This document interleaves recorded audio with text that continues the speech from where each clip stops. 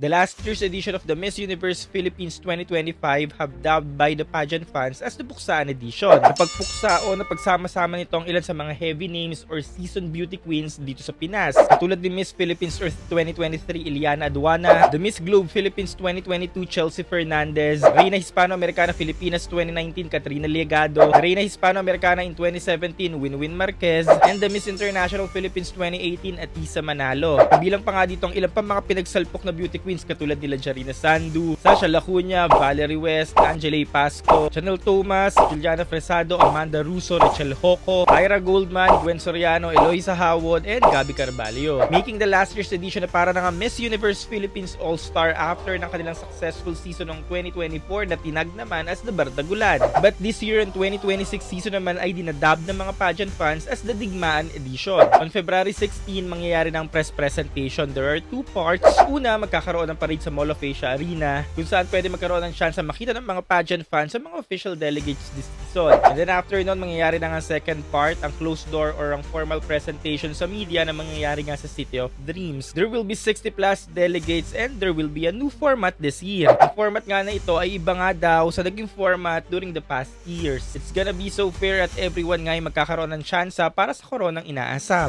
Karamihan nga ng mga hanash ng mga Pinoy pageant fans ngayon na sayang naman daw mananalo dito dahil dinadaya rin naman daw pagdating sa Miss Universe pageant. Well, wag muna nating isipin yon, hayaan na muna natin at mag-focus na muna tayo sa ating national pageant. Dahil nga nasa Pinas ang totoong All-Stars, ibang laban dito at talagang magiging kapanapanabik nga ang darating na Miss Universe Philippines 2026.